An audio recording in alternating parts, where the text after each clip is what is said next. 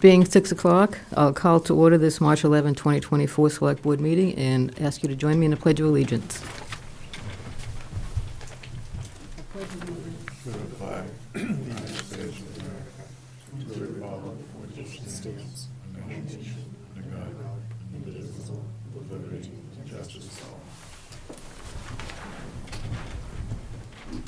Okay, first up is our public service announcements. Virginia?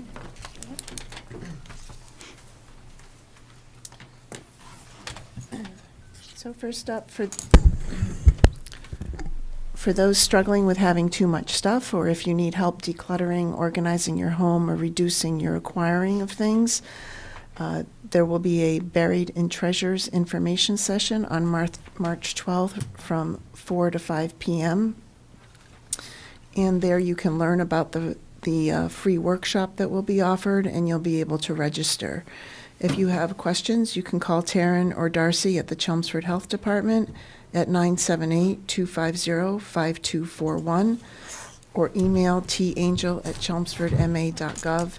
And again, it's March 12th from 4 to 5, and that'll be at the library.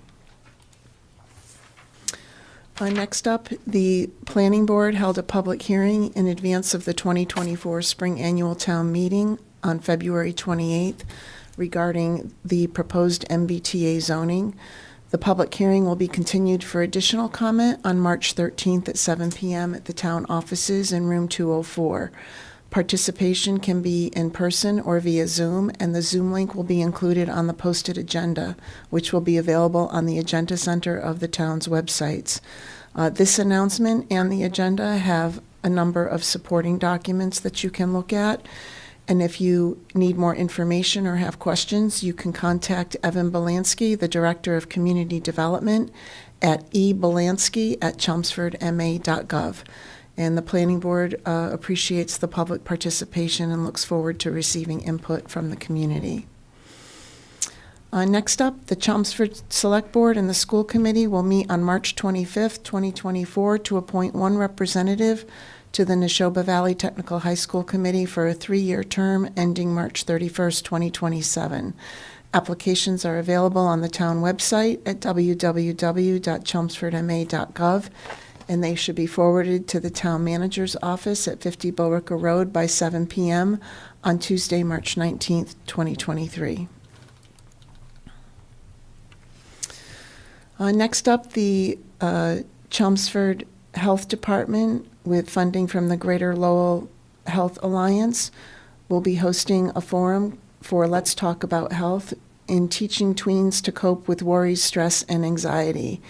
Linda Price, a youth therapist, will help you understand how preteens experience stress, worries, and anxiety, and how you can help them in building some practical skills. The forum will be Tuesday, March 19th, 2024, from 6:30 to 8 p.m. at the Chelmsford Public Library, and there is a QR code on the announcement that you can scan for more information or to register. And next up, the Chelmsford Business Development and the Public Library will be hosting a 2024 volunteer fair from Saturday, March 23rd from 1 to 4 p.m. at the Chelmsford Senior Center at 75 Groton Road. It's a great opportunity to meet with organizations who are looking for volunteers, to talk with other volunteers, or to talk with people who are looking for opportunities to volunteer. There are 2 QR codes on the announcement, one for volunteers and one for organizations if you'd like more information. And the Chelmsford Health Department is going to be starting a Wellness from Within after school club. It's going to be conducted every other Tuesday starting March 26th. And this is a space that will allow students to make connections with other students who may be facing challenges in self-acceptance, mindfulness, or other healthy mind issues. It's facilitated by Sean Dutcher, a district social worker, and Marissa Cameron from the Chelmsford Health Department. If you have any questions, you can call 978-250-5241 or email mcameron@chelmsfordma.gov or duchers@chelmsford.k12.ma.us. Sorry, Dutcher S, not D. Utchers. And the Harrison's here for the one. And next up, we have Harrison for the town election. Good evening. So the annual town election is coming up in 3 short weeks here on April 2nd. The last day to register to vote for this election will be March 22nd at 5 p.m. Registered voters may vote in person on election day or apply for a mailed ballot. The deadline to apply for a mailed ballot is Tuesday, March 26th at 5 p.m. There will be no in-person early voting for the local election. Anyone who selected all elections on their vote by mail postcard will be receiving a mailed ballot for the April town election. We're currently preparing to mail 5,633 ballots beginning on March 20th, when the printed ballots are scheduled to arrive. The sample ballots have been posted outside the town clerk's office and on the homepage of the town website. Please research your candidates now and keep a sharp eye out for your ballot, as we are looking at a very tight turnaround time. All ballots need to be received in the town clerk's office by 8 p.m. on April 2nd to be counted. Voters who want to ensure their ballot is returned on time can mail the voted ballot in the prepaid envelope as soon as it arrives, or hand deliver their ballot in one of 3 ways: the secure brown drop box at the front of the town hall, the secure accessible black drop box outside of the town clerk's office, or return it directly to the town clerk's office. You can check the status of your ballot at chelmsfordma.gov/trackmyballot. Thank you in advance for taking your time to cast your vote in your local election. Thank you, Harrison. Thanks. And we have one other announcement. There's no flyer on the agenda, but this is from the Conservation Commission. They are creating a working group for the Open Space and Recreation Plan update. And that working group will include 4 resident positions, 2 residents with a general interest and 2 with recreational specific interest in active sports, playgrounds, rail trails, and things like that. The expected involvement is a series of planning meetings, likely a month or so apart, and they will also be getting help from the Northern Middlesex Council of Governments to guide and facilitate the process. If you're interested in being one of the residents on the committee, you should contact David Kuntz, the Chelmsford Conservation Agent, at dkuntz@chelmsfordma.gov or 978-250-5231 extension 2, or Carl Bischoff, the Conservation Commission Chair, at kbisch10@gmail.com, and they would appreciate your application by March 15th. There is the same information on the Chelmsford homepage website announcements, so if you need to go back and look at it, you can reference that. Okay, thank you. Okay, now we're at the public input part of the meeting. Is there anybody here that would like to speak during this part of the meeting? Evelyn first, and then I saw somebody else. Evelyn Thorin, Chairman of the Arts and Technology Education Fund. From the last time, your deadlines for public announcements had changed, so I'm here during public input. As you know, it's been 28 years since we established the Arts and Technology Education Fund, and I usually get up at least once or twice a year to tell you a status report with regard to that. But our applications are out. They're on the town website, and they've also been distributed to the staff of the Chelmsford Public School System, and the deadline is March 31st. So I wanted to make sure that there was a reminder out there for anyone that may be listening this evening that there's that our applications are due March 31st. They can be sent to the town manager's office also. So you can see that there's email that's there. So it used to be that they had to be postmarked, but we're usually getting them electronically now. One of the things that the committee did change this year is that they added clubs. We still have the same criteria. Everything is still working exactly the same, but they wanted to expand the scope of being able to distribute the money. The money is, for anyone that doesn't know, that it is donations anonymously. The committee doesn't have any idea who gives the money. It goes through the town treasurer's office. There's a tax checkoff slip on your real estate tax bills and the excise tax bills. So if anybody wants to make a donation, they can earmark a check or whatever it is that they want. It goes directly into that fund. It is not part of the regular budget of the school department or the town. So that's why I'm here. Thank you very much for your time. Thank you. Thank you.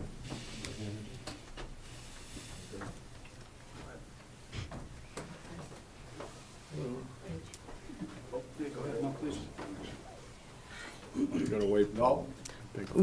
Yeah, you're not up just yet. You're just I'm not up yet. next.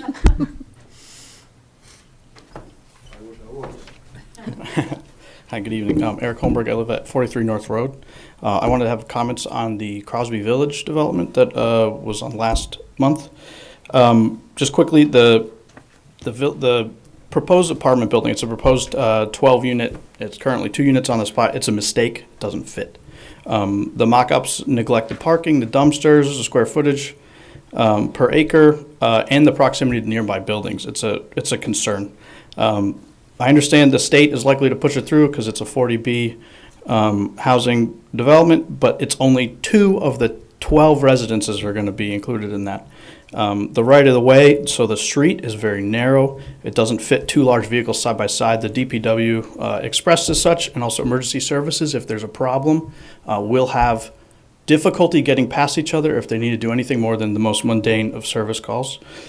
So that large development, it'll basically ruin the character of the dead-end street that also happens to be only one of the only residential streets within the historic district. It has a few historic homes, and frankly it's an eyesore based on the photos.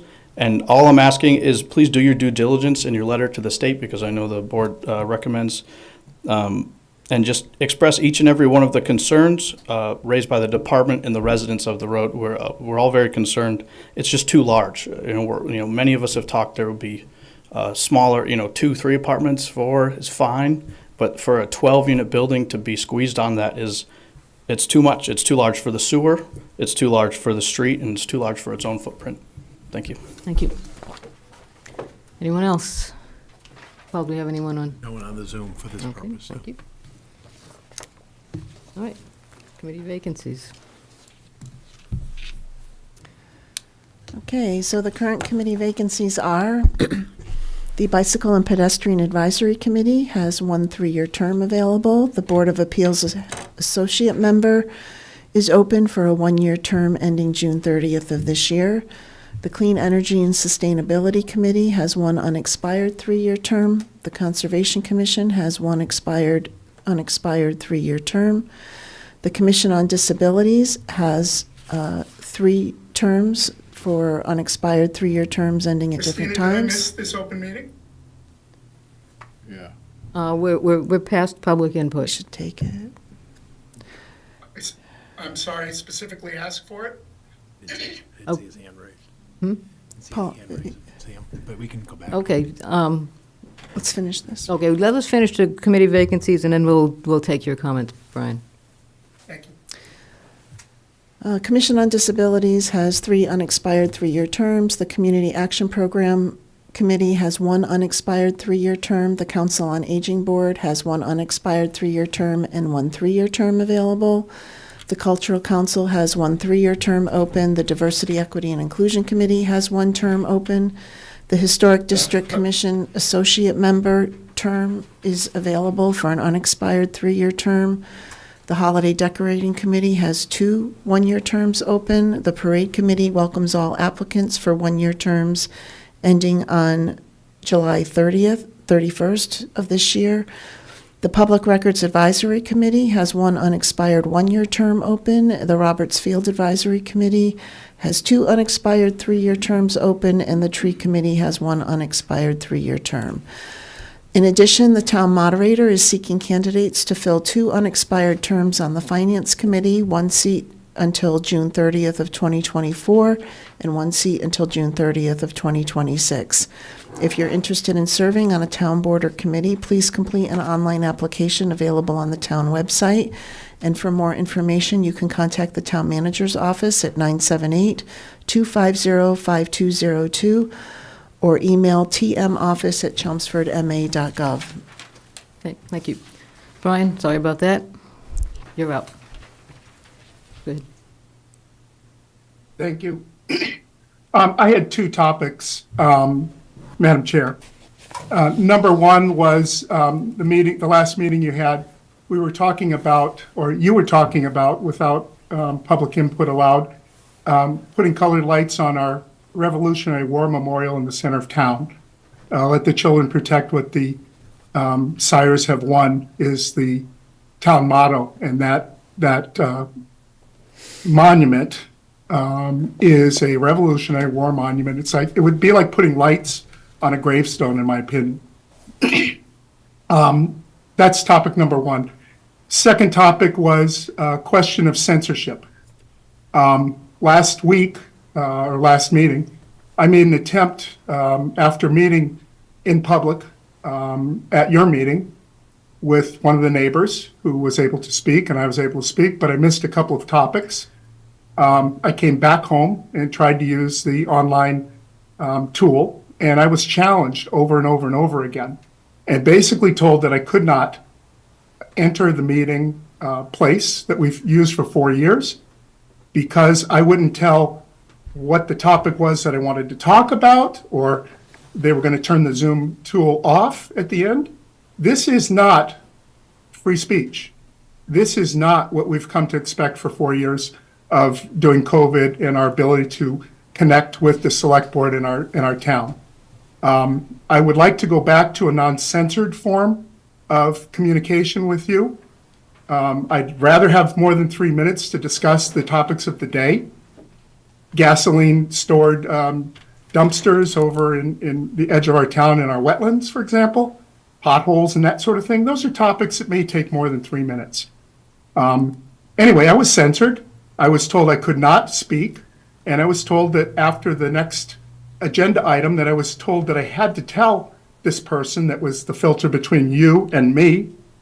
I've been an elected town meeting rep for 30 years. I've been a resident here for more than that. This is not something that I should be censored by a secretary.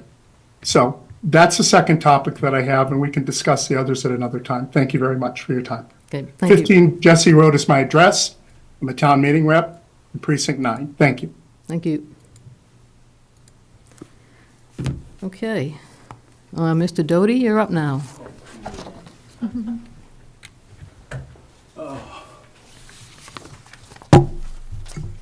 It's nice to be back again. I'm at a point in it's about 3 years now. I need to add a few extra hours at the diner.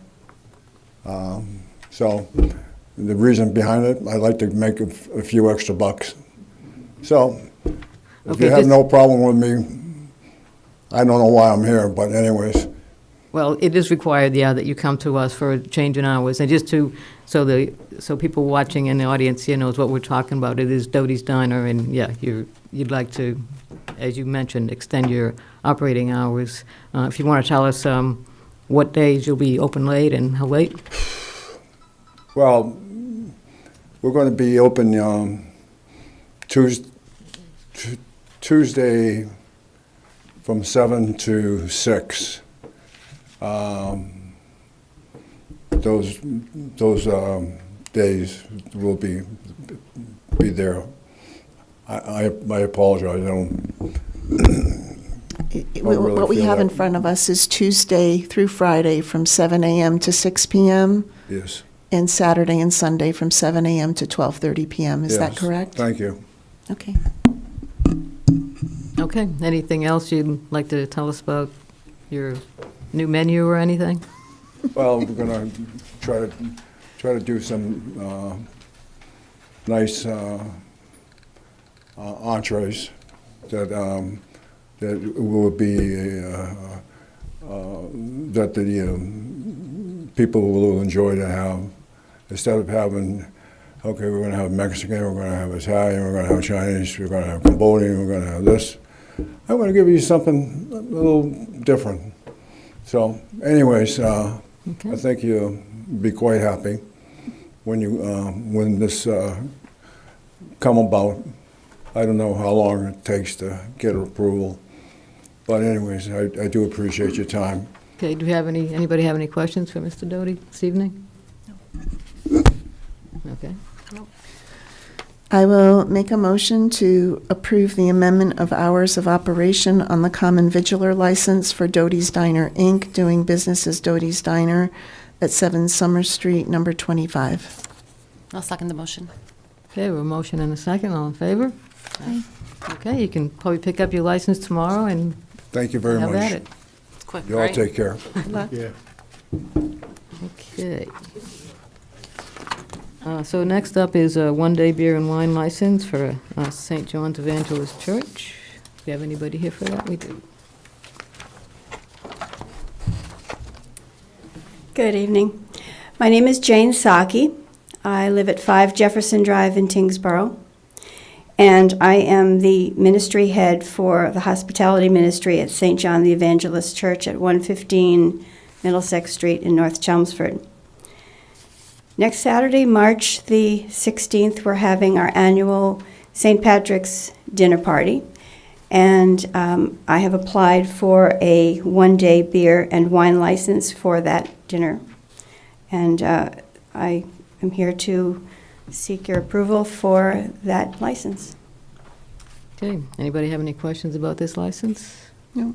Okay, I'll make a motion to approve the one-day beer and wine license for St. John's Evangelist Church at 115 Middlesex Street for March 16th, 2024.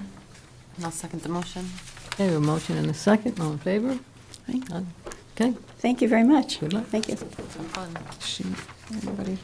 okay, we have another one-day beer and wine license for St. John's Evangelist Church. We have somebody here for that one. Good evening. My name is Daniel Ochery. I'm a member of the St. John the Evangelist African Catholic community. And we are planning to have a one-day beer and wine license for a celebration of life event on June 29th, 2024.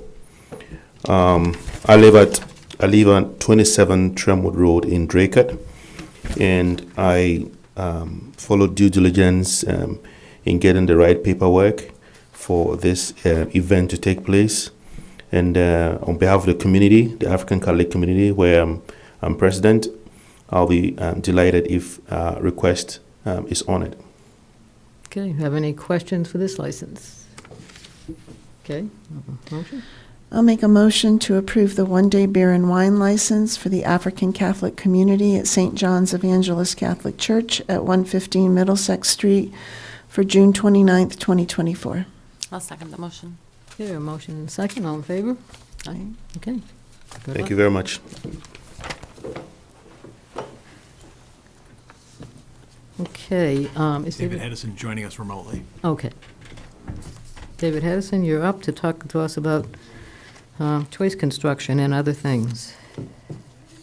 Good evening. It feels so odd to be here via Zoom. I wish I could be there in person. David Hedison, Director of the Chelmsford Housing Authority. I can't believe it's been 30 years as Director, but I'm thrilled to be here, at least remotely, to speak to all of you tonight. So first on the agenda for me is the choice development that's been permitted on Princeton Street. You can see that the election has already made progress. The 340 units that are there, that will be valued at over $100 million. Our project, which is much smaller at 54 units, we are anticipating going into the state for fall of 2024 with hopefully an award for funding spring of 2025.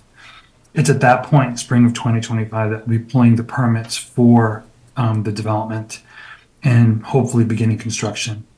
And if it goes as planned, the building will be ready for occupancy spring of 2026. Sadly, there is a significant pipeline or wait to secure funding. And if we are not successful in the fall 2024 submission, we will have to go back a year later, fall of 2025, with hopefully an award for spring of 2026, with completion in spring of 2027. So if we are going to be positive and think positively, which I'm going to do, it's spring of 2025 and we'll be pulling the permits for that development. And with that, historically, we have come to the Board of Selectmen and the Board of Assessors to make sure we have a pilot agreement in place so that we can be in a better position to secure the funding that's needed for this project. So I'm happy to take any questions about the Choice UMass West project and the request for the pilot before I go on to the other two items. Okay, we do have a copy of the pilot agreement now. Is it going to be the same regardless of when you get your funding? I guess the question is, should we approve that today? Yes, that would be great. If it could be approved today, that would be fabulous. This draft has gone out to town council and our council, and it's based upon similar pilot agreements that we've executed with Chelmsford Woods 1, Chelmsford Woods 2. And it would actually take effect, so the payments would start once the initial closing happens, and that would be spring of 2025 or spring of 2026. And until such time, we are currently paying taxes on the property at a proportional rate with Alexan. And I want to say our portion was about $5,000 this last round, and we'd continue to make our payment until the initial closing happens, and the pilot would then take full effect. Okay, does anybody else have any questions about this pilot agreement or that project on Princeton? So what was, the assessors and council both reviewed this? Yeah, this has been, the agreement's been signed and approved by the Board of Assessors, been reviewed by council, and then you're the last signature to this agreement.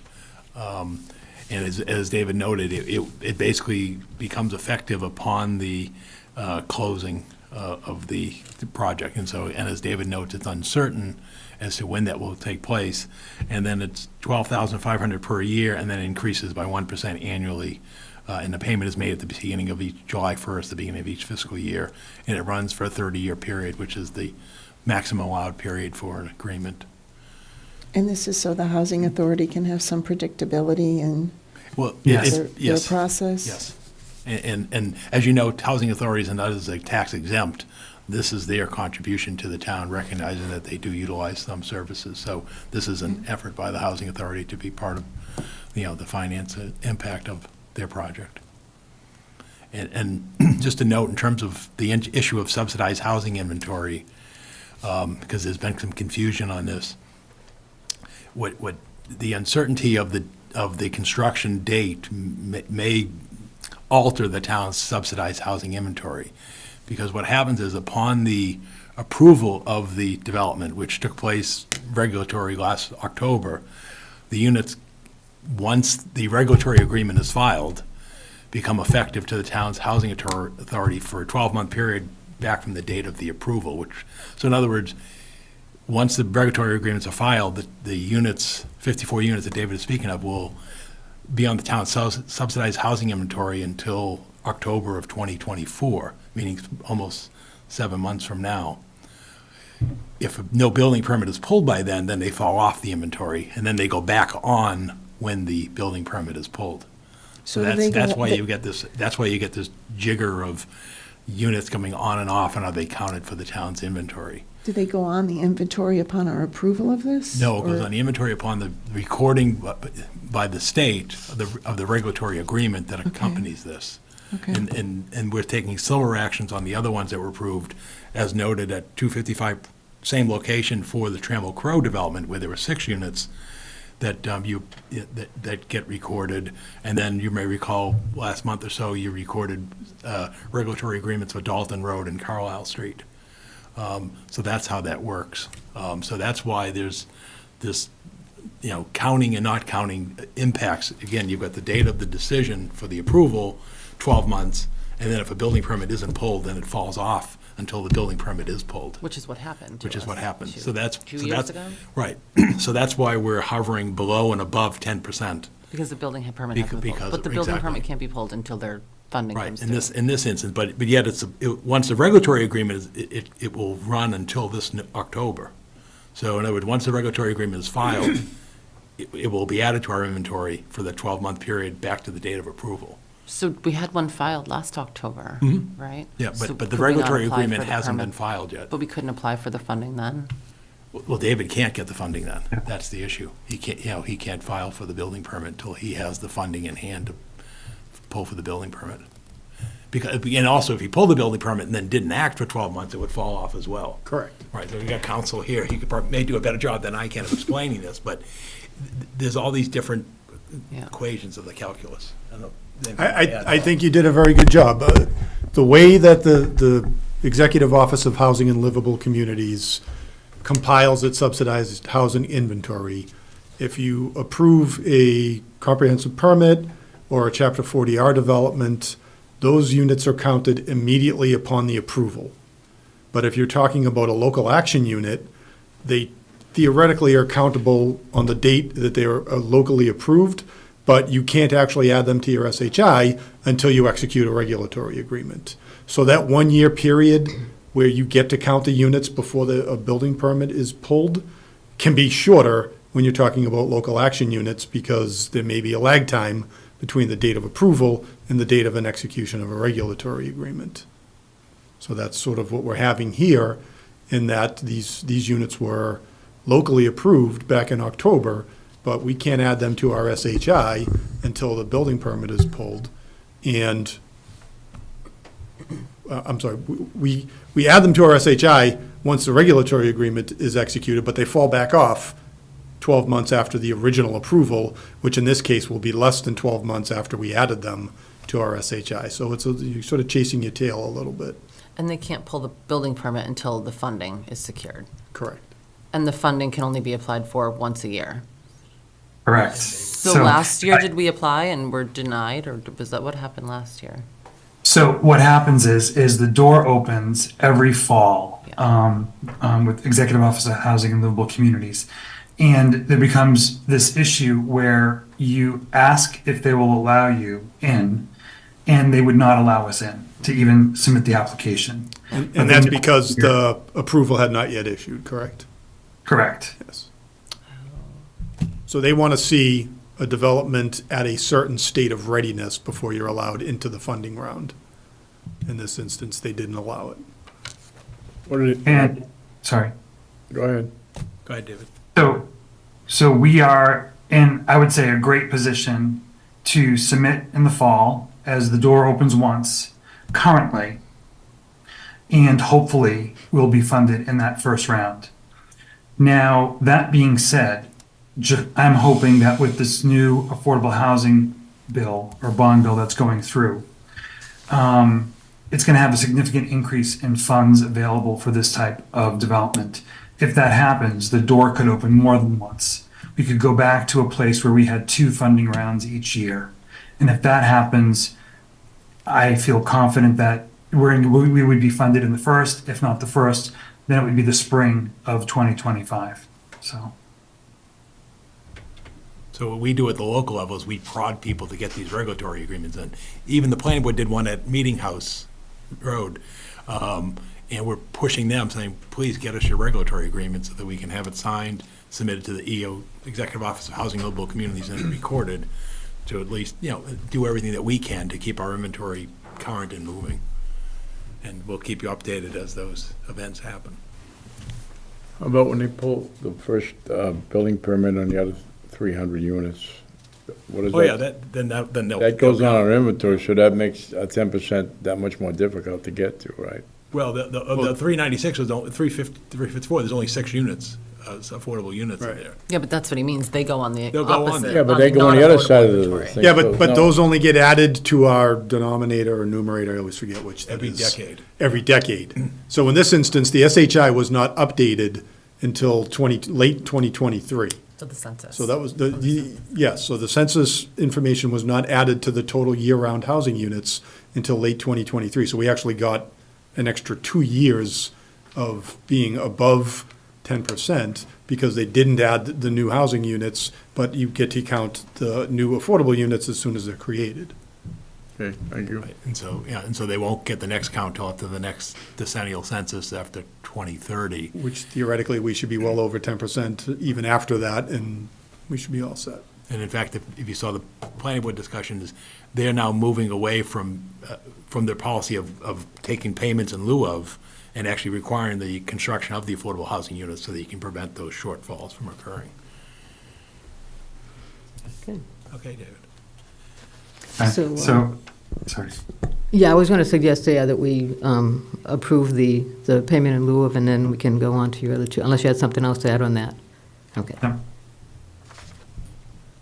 So I will make a motion to approve the choice agreement to make payment in lieu of taxes for the affordable housing units at 255 Princeton Street as presented. I'll second the motion. Okay, we have a motion and a second. All in favor? Aye. Okay, thank you. Okay, David, you have a couple of things you wanted to tell us about? Yes, so I wanted all of you to know that McFarland Manor, which was finished in 1984 for our senior housing, we had been relentless and we were able to secure back, I mean, things take a long time with the state. We were able to secure about $4 million in 2019. And during the planning process, COVID hit. And we were able to go back and I was able to increase the funding to redevelop McFarland Manor to well over $10 million. So all 51 units in the building are going to be completely gut renovated. All new plumbing, electrical, new electrification. I mean, all the new systems that are going to be very, efficient. All new windows. The building's going to be brand new and ready for another 50 years as state public housing.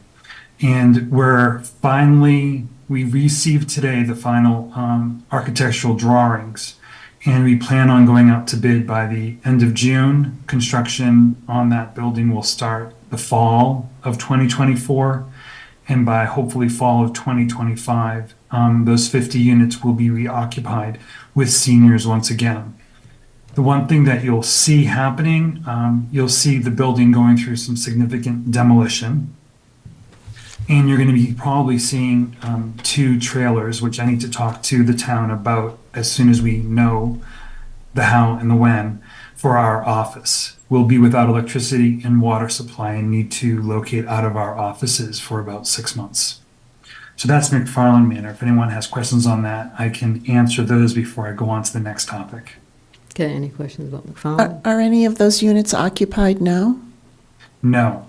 So one of the things that makes me quite frustrated is whenever you need to make significant repairs on state public housing, it's almost impossible because you need to relocate the residents somewhere that's going to be safe for them. So we have had, I'll just say this, the state of Massachusetts has over $8 billion of deferred maintenance in their state public housing portfolio. $8 billion. And they fund only $55 million a year towards that $8 billion need. The state gives us $250,000 a year for a $25 million need we have in our public housing portfolio. So every time we're able to secure any kind of additional funds over $250,000, it's a reason to celebrate. We had a sewer line crack over at Chelmsford Arms in one of the buildings. Because of that crack, we carried a number of vacancies at McFarland Manor and at Delaney Terrace. We moved people out of Chelmsford Arms so we could dig up 24 inches of cement slab and replace the sewer line. When that sewer line project was done, we moved almost all the residents from McFarland Manor that were still there over to Chelmsford Arms on Smith Street. So residents are still receiving their supportive services from the same providers. They're still within our buildings and they're safe and not living in a hotel or in an apartment somewhere that's unfamiliar to them. The sad part is we've had 50 vacancies for over 3 years. So that brings us on to the next topic, which I'll get to as soon as I answer any more of your questions on McFarland Manor. So this $10 million is huge. I got 10 million of the 55 million for Chelmsford for McFarland. So it's like, it's wonderful. Any other questions for David about McFarland? Okay, so let's hear about Chelmsford Arms. Okay, Chelmsford Arms is older than me, which now, being around as long as I have been, it's scary. It's from 1969. The other building has a sewer line that's cracked, and if you drive by 1 Smith Street on the corner of Smith and Stedman, you'll see it's a very dated building. I could go through some of the concerns that we have at the site, but I will say this. When back almost 20 years ago, we looked at adding 6 additional units to the rear of that site. when we started looking at the rear of the site, it was clear that being built in 1969, the building standards, the site was not up to current code. I cannot continue to see that building stay the way it is, as $250,000 a year is going to get us nowhere. And even if we were going to rehab the individual units, the structures are past their life expectancy. So right now, well, I'll say this, not right now, the Chelmsford Housing Authority Board of Commissioners voted about 3 months ago to transfer the deed to the Chelmsford Housing Authority's nonprofit, Choice Inc. It was approved by the Executive Office of Housing and Livable Communities. And now we're issuing a request for a master planning at the site of the corner of Smith and Stedman for the complete redevelopment of the 64 units there.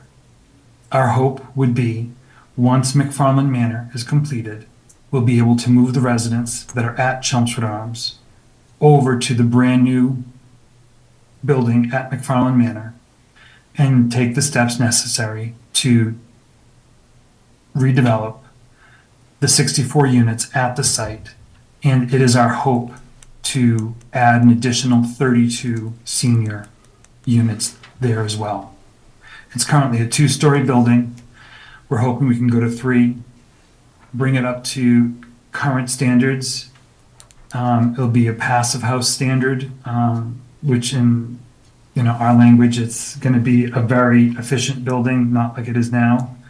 We'll be treating the groundwater that's coming off the site and currently flowing into a brook. We'll be eliminating all the asbestos that's riddled throughout the whole building. We have accessibility issues. We have a number of concerns there at the site, and it will be addressed and made into a beautiful site, similar to what is being built over at UMass West. And the time frame for that, we're looking at hopefully vacating the property around 2026 and it being completed by 2028. And we'll be coming forward with a 40B application for that site. Okay, any questions for David about Smith Street? Oh, I have one question, David. How many Chelmsford residents are on the waiting list to get senior housing right now? So we have over, I'm going to say over 90, last I looked it was 96. So it's somewhere in the range of, 90 to 100 Chelmsford residents on the list. That's seniors. The problem is, the state moved to what's called the CHAMP waiting list. It's a centralized waiting list. And anyone who applies today can go online and apply. The number one preference anyone can get is still the same. Number one would be emergency, veteran, local. After emergency, veteran, local, it goes emergency, veteran. After emergency, veteran, it goes emergency. And when I say emergency, you're not hearing the word local. So when it's an emergency, anyone from anywhere in the state who has selected Chelmsford as a community they want to live in would be offered housing before a local resident. So with our state public housing, it's become more and more challenging to address the 100 seniors that are waiting for state public housing. We're fortunate because we have built buildings like the Choice Center behind the Senior Center. We've built North Village behind the Senior Center. We're building the UMass West residences up in North Chelmsford. We have the Richardson, which was Brianna Lynn in North Chelmsford. And those do not fall under the state public housing guidelines. And we're able to address the 100 seniors that are looking for housing without going to non-local emergencies first. Thank you. You're welcome. Okay, any other questions for David? All right, thank you very much for coming, for the update. Sounds And I like hope to see you in person soon. We hope so too. Hope you bring more good news and more funds for redevelopment. That's what's needed. Okay, Thank you so much. Thank you. Okay, next on our agenda is a discussion regarding a proposed Chapter 40B affordable housing project at 47 Boston Road. We do not have the proponent here, the applicant, to make a presentation. This has to do with proposed 16 units, 8 duplexes, 4 of which would be affordable, all 3-bedroom units, and this is on about 1.5 acres off of Boston Road. So the purpose of this meeting this evening primarily is to get feedback from the town departments about issues having to do with this proposed development. And so I'll go through those responses that we have received, and then anybody here that would like to make any comments will be welcome, will be able to do that. This is in preparation for sending a letter to Mass Housing about this proposal. Again, this is not a public hearing, it is just a meeting to get this feedback. For those of you here that are interested in a more formal public hearing, that will happen at a later date after Mass Housing sends a letter to the local zoning board of appeals about this project. So the first response we received was from DPW. They noted that a full site plan review was not conducted because of what they did receive. They note that rain gardens and infiltration are going to require DPW to be present for soil testing. They note that there has to be an enclosed dumpster pad, and the dumpster should be depicted on the plan sets, and the care of the dumpster is the responsibility of the property owner. They'll be looking for all existing and proposed utilities to be clearly and accurately labeled on the plans. They note that a section of the parcel is located in the Aquifer Protection Zone 2. And they note that there will be a need for a snow storage location on site. As far as the sewer comments, they note that they do have, they're allocated, they can use up to 630 gallons per day of sewer capacity at the location, but with the number of bedrooms that they're proposing here, they will need to have an on-site treatment system to be able to handle 3,330 gallons per day. The police department notes that there are line-of-sight concerns having to do with the proposed driveway on Boston Road, and note that this is a very heavily traveled area. There's a child care center nearby, which is an additional safety concern, and that there's not much in the way on the plan for emergency access. They will have to provide for emergency vehicles to be able to turn around in that location. Excuse me, that was the police department. Fire department has similar concerns. They note that there'll be a requirement of a hydrant within 500 feet of all dwellings. Again, they want an emergency access or turnaround plan for their vehicles to get in and out. They are requiring that all dwellings be protected with a fire alarm system that conforms with NFPA 72. So they will be checking that is done. And the applicant will be required to contact the fire chief and submit possible names for the proposed roadway, and then apply to Chelmsford's E911 committee for addresses. The Board of Health reiterates about an on-site septic system, which will be required to meet Title V regulations and any other requirements of the Health Department as far as their application and inspection process, and also about the dumpster, that it has to be on-site and must conform to all the Board of Health regulations for dumpsters. The building commissioner notes that the applicant will have to comply with all requirements for dimensional requirements per the town's bylaws.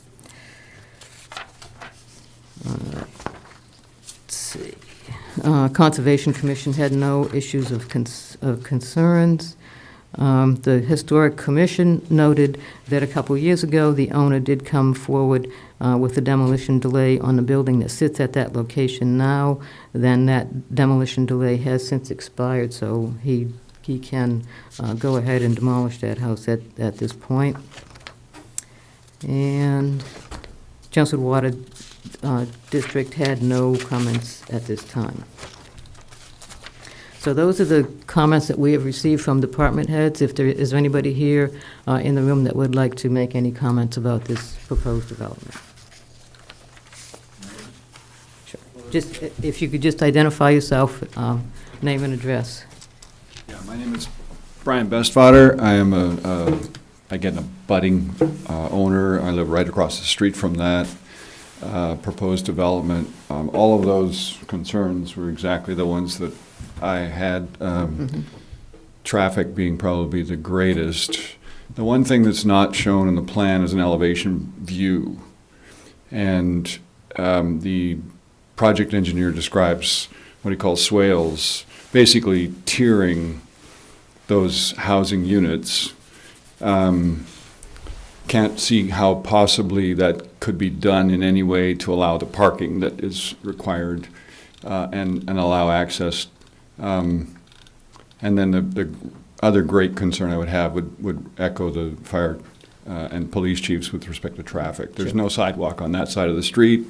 Children presumably would come across and be in the way of that very, very busy road, which already has an exorbitant number of accidents along its axis. So, I have a lot of concerns, and I don't see them addressed, and our community doesn't either. So I would go very cautiously in providing, granting access to very, very high dense access. I hear, and there was a proposal for a discussion about senior housing and low-income housing. So everybody wants to support that, but not at the expense of the people that would participate or the rest of us. So it's a difficult situation to be in. Okay. Thank you for your time. Anybody else?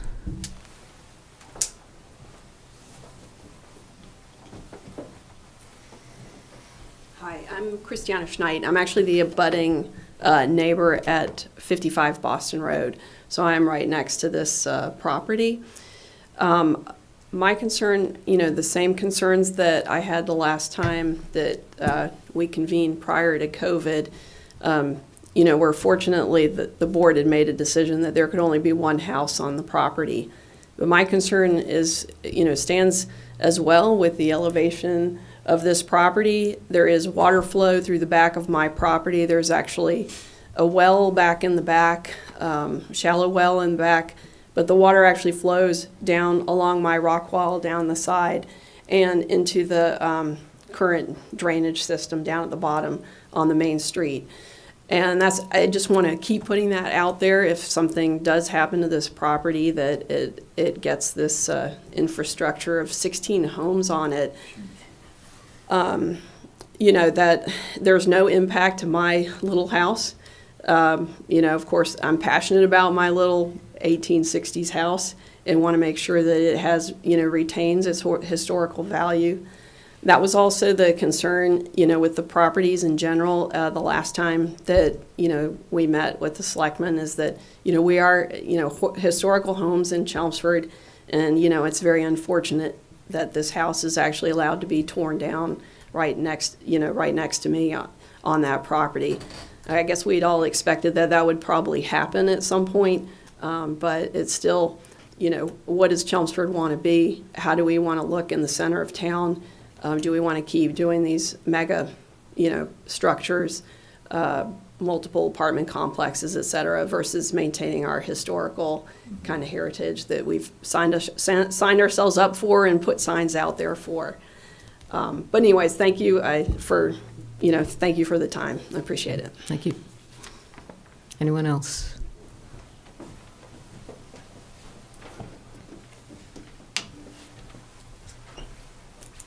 I'm going to get emotional. I'm sorry. Michelle Heidebrecht, I'm at 65 Boston Road. I'm right next to Christine. I've been in that house since 1958. So I am definitely a Chelmsford person. I can't imagine them even considering tearing down that building. But of course, because he destroyed it, because he left all the windows open so that everything inside is probably destroyed. But it's an antique house. My house is an antique house. It's an 1859 house. I can't imagine them even thinking about considering putting that many people in that lot. It's all uphill. There's huge boulders. I have videos of them the day that they were taking all the trees down. So now that the deer that have lived there my entire life, I moved into that house when I was 5. I am now 72. Moved away for a while, came back. I just can't believe that this town would even consider putting that many people in that small a lot. And that's all I have to say. I'm sorry. Okay, thank you. Anyone else?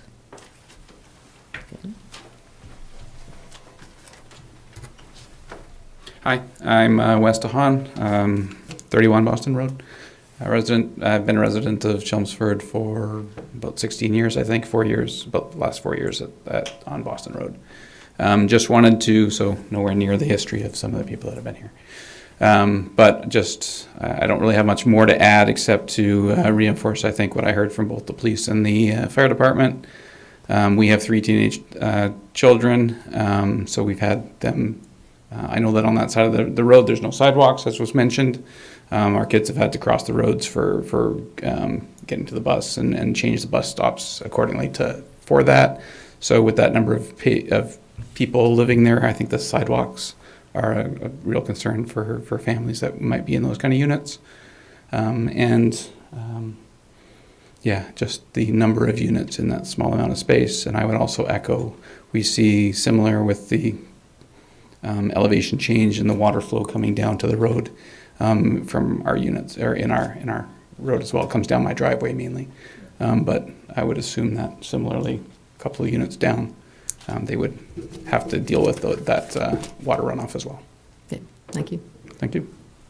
Anyone else? Is an Amy Gilman on the Zoom call who came in on the Zoom for this purpose of this discussion? So Amy, if you could turn your camera on and microphone.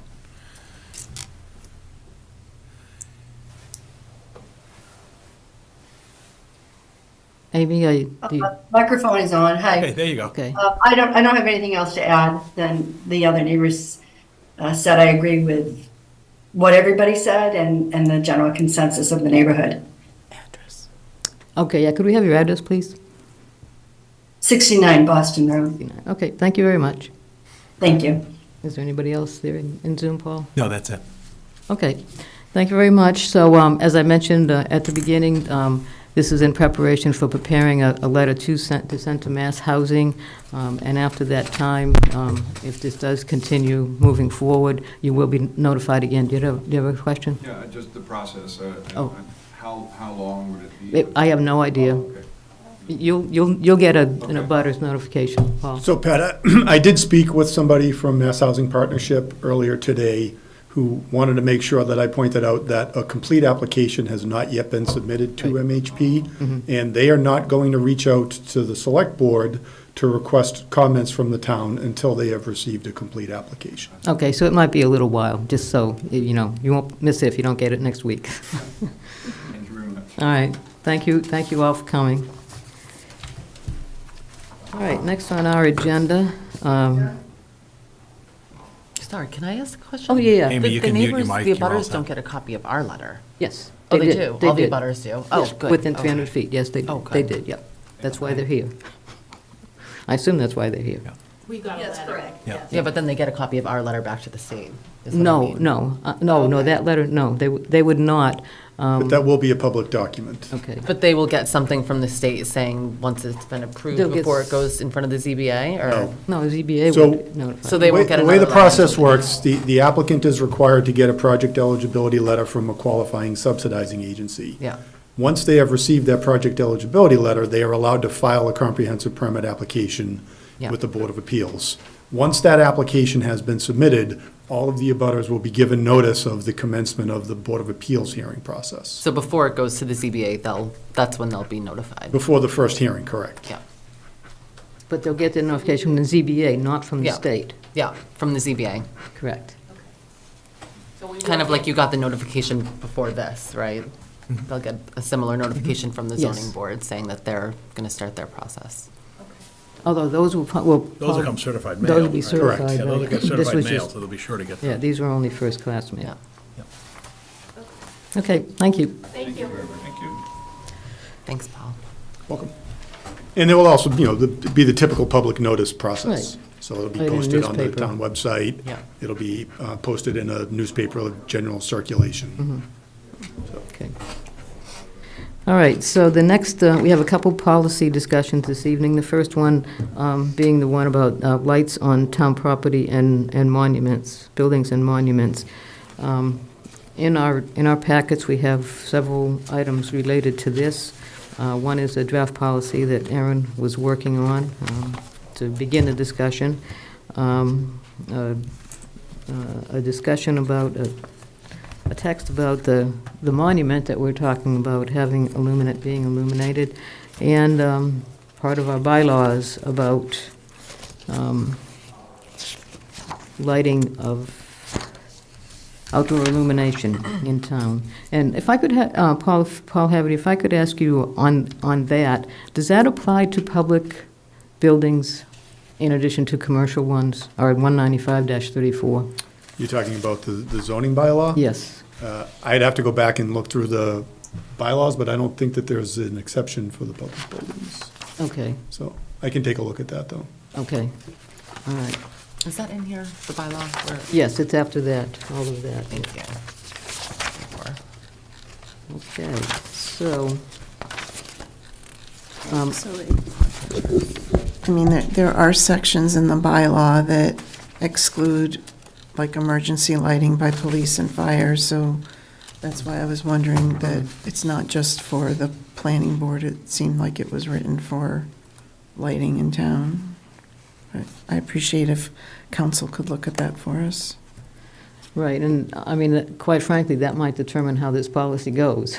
Yeah, I mean, if this is already vetted by town meeting, Right, I mean, if we would have to go to town meeting, to planning board every time there was going to be a request for lighting a building or a monument, that would put a damper on any policy we might have. So, I don't know if maybe it's premature to talk about this. I don't know how anybody feels about it. could I ask a context question? Sure. So this says a draft of display of lights on town property, and it addresses potential lighting for causes, but I guess this is more for Attorney Haverty. When we were presented with the need to develop a policy for flags, flags are a form of advocacy, right? And there was a lot of advice that you gave us in that context about having to be very specific about what we were allowing and what we were excluding. And I just have kind of the same philosophical question about the lighting, because the context of this policy was, or this goal was developed under the umbrella of advocacy lighting. And so are we in a similar situation where if there's anything nebulous or discretionary at all in such a policy, should we need to develop one, depending what your review of the bylaw says, are we in kind of the same position where it needs to be very specific about what's allowed and not allowed versus defining a process where we can apply discretion for every case that comes through?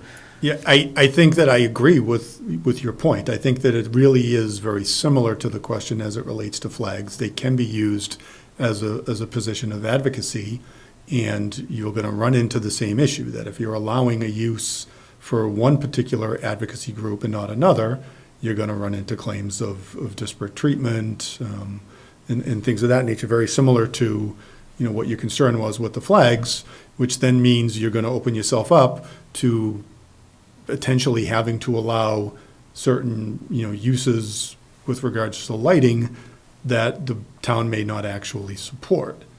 So again, you're gonna want to be as specific as possible. I don't think it's possible to be as inclusive that you get every potential use, but the more discretion that you put into the policy, the more likely it is that someone's going to challenge it. Yeah, I don't know if you had seen the draft that we came up with. I mean, and it would indicate awareness to promote charitable causes. I mean, I don't think, I know one that kind of prompted the flag policy was the pride flag, and I don't know if I would consider that a charitable cause. I mean, it is a good cause, but I don't know, I don't know if that would delineate it more carefully. I think the provision that states lighting shall not be used for partisan, political, or controversial issues or events can be helpful, but you may find it more limiting than you want it to be. It leaves room for interpretation about And, all of those things. I mean, these days, I'm not sure there's anything that's not political. Right.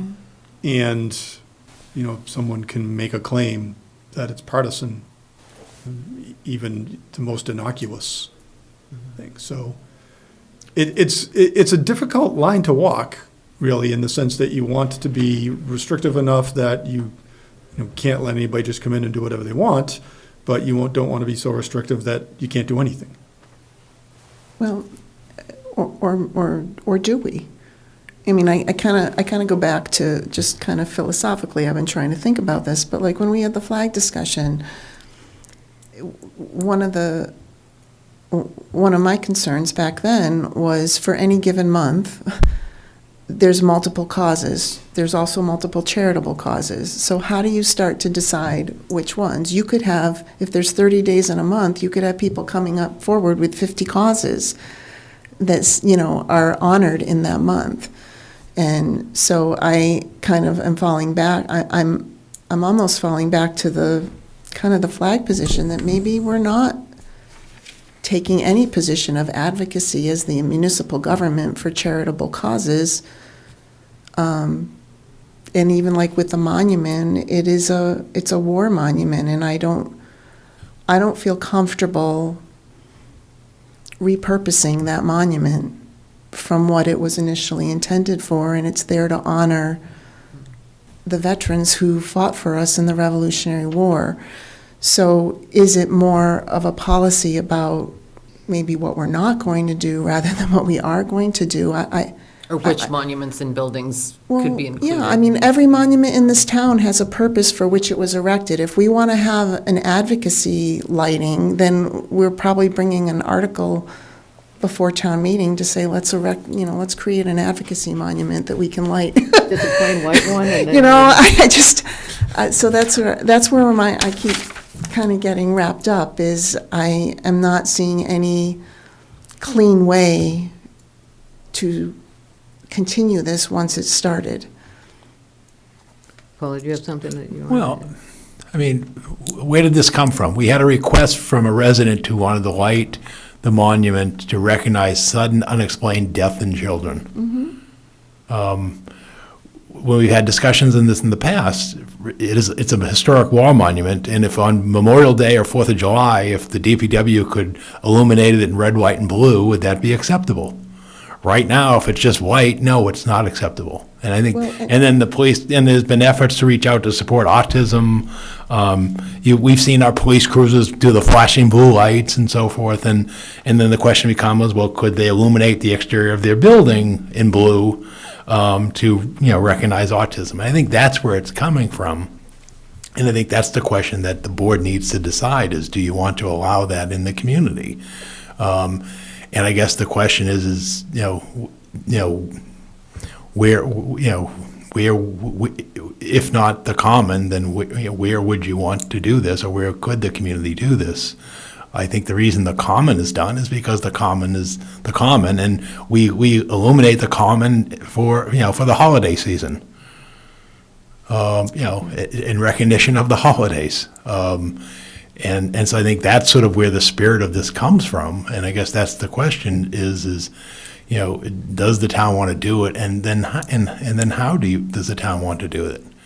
And so, and I guess that was why when I saw the policy, there wasn't any question about community observances, celebrations, and I think that may be language, if the board wanted to do that you'd want to add to the policy. When we illuminate the common for the holidays, it's the trees and things, right? We're not illuminating the monument red and green or blue for Hanukkah, or we're not doing that. We illuminated the monument with wreaths. We put wreaths. We put wreaths on that monument. Okay. Large wreaths on that monument. I mean, when you say something like for a war monument to light it in a special color for Memorial Day, I'm just speaking from a personal perspective, that resonates with me, right? Because that is in line with what the purpose of the monument was. So where I'm getting, where I'm having discomfort is kind of going back to advocacy, and where does it stop, or how do you draw a line? How do you decide what's worthwhile and what's not? And But that's the job of the five of you, or the five that are sitting in the chairs, to do that, in terms of make those decisions as they arise. I mean, would you anticipate that we would have a running list? No, I think you'd submit requests, you'd consider requests upon submittal, like everything else that you receive. So why didn't we do that with the flags? Why didn't we say we'll consider requests upon submittal for flags I have no display idea. on town buildings? I have no idea, because next month, you're going to have the Armenian genocide people come in. They're going to ask and receive a proclamation. They're going to go over to Westford, and they're going to fly a flag in Westford at their town hall, and then they're going to go to Lowell City Hall, and they're going to fly a flag in Lowell City Hall, but they can't do one in Chelmsford. And it's because the town has not chosen to allow the board to do government speech. And that's what that decision came down to, was government speech. There is something called government speech. What, in the Boston case, didn't say, in the decision, didn't say that the government couldn't exercise speech. It said it had to articulate its speech. And therefore, and therefore couldn't just willy-nilly just sort of have a policy that they were picking and choosing, that the government has a right to express its speech. And I think the same thing would apply to lighting, that if the select board wants to support sudden unexplained death in children, or autism, or Alzheimer's, or whatever, I think the select board has that discretion within the rights of the Constitution. And council's here. If he has a legal opinion that's different, I think we're all willing and want to hear it, but I don't know. No, I mean, we covered this ground when we adopted the flag policy. There is such thing as government speech. The board certainly has the right to set exactly, what can and cannot be done, and when it comes to flags. But again, there's limitations, and the freer you are with allowing people to put things up, then the more likely it is somebody is ultimately going to come up and look to put up something that you don't want up. Right. And then becomes a question as to whether or not you're treating them differently than the other groups. And if they bring an action against you, it's difficult, without knowing the exact scenario, how that's going to result. But, there's absolutely, an argument to be made in favor of being a little bit less restrictive and allowing certain uses and taking your chances. And then there's an argument to be made for being more cautious and limiting it. It's really a policy question for the board. I think ultimately it's impossible to guess in advance if somebody were to file litigation against the town based upon, a claim of discrimination. It's impossible to guesstimate, how that will result, because you don't know the exact circumstances that would be involved. And when the board on the flags, when the board said, okay, we're going to allow 3 flags, right, the POW, the town, and the U.S. flag, is that a form of the town deciding how they're going to exercise their government speech, or is that walking away from government speech? Well, it's still government speech. That's You're what I allowing thought. certain flags. We didn't say You're we're just not. it's a very That's limited. our choice in how we're implementing it. Correct. Thank you. George, any comments? Yeah, I mean, I think that the flag policy is what we should, I would stay the same way here. I mean, I disagree, Paul, and I don't mean, it's hard to make a decision, but, not for me, but I mean, I read on that thing, it says it in memory of the people who gave their life, fought for the Revolutionary War. So why would you put a statue on there, a light on there for some other cause? That's just the way I feel, Paul. And I think once you make we make one move and let somebody else, another cause, we're not gonna be able to stop any cause. Is that correct? I mean, that leaves us open for much more than, for legal issues than if we just kept it without. Yeah, I don't think it's quite that cut and dry. I think the more restrictive you are, the easier it is to prohibit something from I going guess up. that's what I was trying to The say. less restrictive you are, the more likely it is that somebody's going to come in and want to put up a flag that you object to but won't have any ability to object to. I think, with the people from St. Vartanants, I think they were the first the people that we had to say no to, and, they accepted it, and they came in, we gave them a proclamation, we had them in here, and we honored them, and they went along with it. It does make it easier for us if we No, have it a doesn't. blanket. It makes it- No, it I does, agree. I think it does make it easier, yeah. Well, Because it makes it easier in the long run, but Because we don't get a have lot to of make a people mad, decision. but it makes it easier for us to make a decision. It makes right. our jobs easier, and it removes It does. liability for the town, frankly, by having a blanket decision, which is, I'm assuming what, part of what went into the flag policy, right, is, you're removing that liability also, which kind of stinks in some circumstances, because there will be Because there'll be people There'll with be very ones that we worthy. would very much like to do. Absolutely. Absolutely, but there'll be a lot that are not worthy, and they'll be trying to fight you, and and then I don't know that there will necessarily be a lot, but be a few. you can't figure it out. You don't know when it's going to come, that somebody is going to come in with something that is more controversial than the board wants to get involved in and wants to deny. And Well, and we can always deny, but we're going to have to. right, deal and with it might not that's- be and something then as there's stark as someone legal wanted to come in and implications. fly a Confederate flag, but it might be something that's more of a judgment call. And And hence begins the slippery slope. correct. Yeah.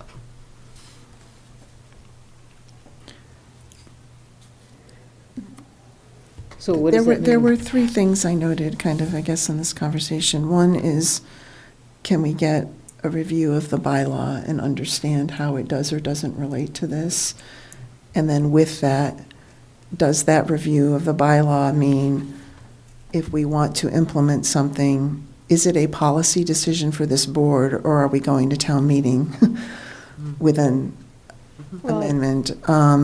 Well, I'd just like to understand kind of the viewpoint. And then my other thought is, when we did the flags, we did get some written guidance from council before we kind of kept going on a path forward, and maybe we could, if the board thinks that's worthwhile, we could do that again Written guidance. for you this mean? topic. Written guidance. Yeah, just Well, that's what kind of to what we're doing right summarize now. kind of what he's saying, but kind of put it in writing for Writing. reference for us, and kind of the traits that we should understand. Yep. That's my thought. Okay, so I guess we'll wait for that and see And what- revisit. And revisit, see where we go from there. Unless anyone else has any thoughts on that. So for now, I guess we're holding off doing any more requests, granting any requests for that at this point. Do you need me for anything else tonight? I don't think so. Okay. Thanks very much. Have a good night. Okay, the other policy discussion is for the town manager and town accountant performance reviews. I just made a few edits to the actual policy based on comments that were made, Virginia, I think by most of them by you, about requiring the town manager and town accountant to do their self-evaluation and provide that to each of us. And then I did make some edits to the town manager evaluation form. To make it so there's not quite as many things that we have to rate the town manager on. Hopefully that'll make it a little bit easier for everybody to do that. So, any comments or additional edits you'd suggest? I just had a couple small ones. Thank you for doing this, Pat. On the first page, I didn't bring it up before, and I don't even know if it warrants an edit, but the third paragraph up, it says we conduct the review in the month of July. And I guess just philosophically, we used to do them in June, didn't we? We used to shoot for the end of June. But I don't think, it's been as late as September, October. I know, and so I guess my only comment is, I would want it no later than the month of July, but if we could accelerate it, that would be good, because then what happens is, we're still doing the reviews, we haven't done our annual goals yet. You know, we wind up getting the goals in place after a fiscal quarter has already gone by. Well, and summer's slow. So we're not- that was my only thought, is if we wanted to say no later than the month of July, or, Okay, I mean, that's fine. I mean, one thing, there's, not hard over on it. you know, a technical thing, the Yeah, fiscal year's not right, done. Right. You never know what's going to happen Yeah. on June 30th, but, Did we do them in June last year? I almost feel like it was Not even since earlier. you've been on the board. When I first was on the board, I thought they were more on a June schedule. We would get them out in May, we'd get inputs in by like the first half of June, and then we'd have the review by the last meeting in June. When did we do them last year? I think it almost was feel like July or Way August. too late. Oh, I almost feel like it was Yeah, the notion back then was all the compensation schedules, union contracts, and everything were kicking in July 1. Right. And So- therefore, the idea was to get everybody else done. But that's not dependent anymore. Not dependent anymore, but that Right. was the But that doesn't basis. mean that we shouldn't do them.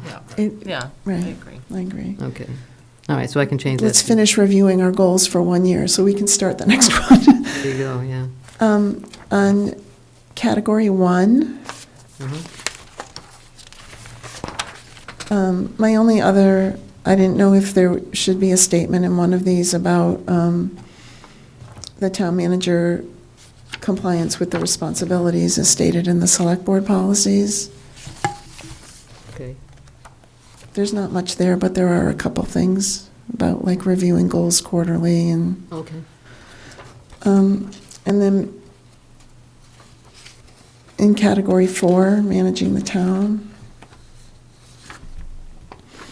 Number 1 says, implementing short and long-range strategic planning direction and expectations. And I thought somewhere in that it should be, we can leave strategic planning directions, but we ought to identify in like the annual goals and expectations, or strategic.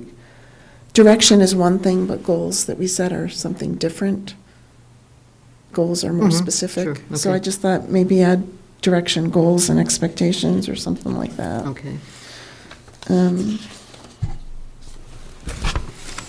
then on the last page, under goals and accomplishments, it says based on 3 to 5 anticipated goals, but this is looking behind us, so maybe it should just say 3 to 5 significant goals, or 3 to 5 major goals. Okay. Yeah. So really minor things, but I think this looks good, and thank you for doing it. All right. Any other Do you have comments? any heartburn with any of that, Paul? No. Anything else? Okay, so, I mean, I can either make those changes and bring it back next time, or if you want to approve. Oh, can I ask one more question? The note, it's not recommended to average the individual items rating to arrive at an overall rating? Yeah. Did we do that in the past? Mm-hmm. We yeah. did. We did average, and we're not No, going to do no, that. no, we No. didn't. You weren't supposed to. I mean, some people did. We show the average of the, like, if there's 5 board members, for the categories, we'll show the average of score for each one. Okay, But then the overall rating at the end is not just an average of Our everything individual above. overall ratings is not, okay. Right. I got you. Yep, that's fine. I'm okay either way, whatever the board wants to do, Pat. What did she say? It's okay. Pat was asking, do we want to approve it with amendments and just trust her to put them in, or do we want her to bring it back again? I'm okay with that, yeah. I think it looks pretty. Okay. Looks good. I will make George, did you have any comments? No, I agree with Okay. I'll make a motion to approve the town manager and town accountant performance review process as amended. I'll second the motion. Were you done with your motion? Huh? Were you done with your motion? Yeah. Okay. Do you need more? You seconded it so quickly, I didn't know if you were done. Okay, we have a motion and a second. All in favor? Aye. Okay, thanks very much. We'll get that set up and put in our policy book somewhere. All right, next up, appointment of a select board member to the Conservation Commission's Open Space and Recreation Plan Committee. All right, we have any volunteers?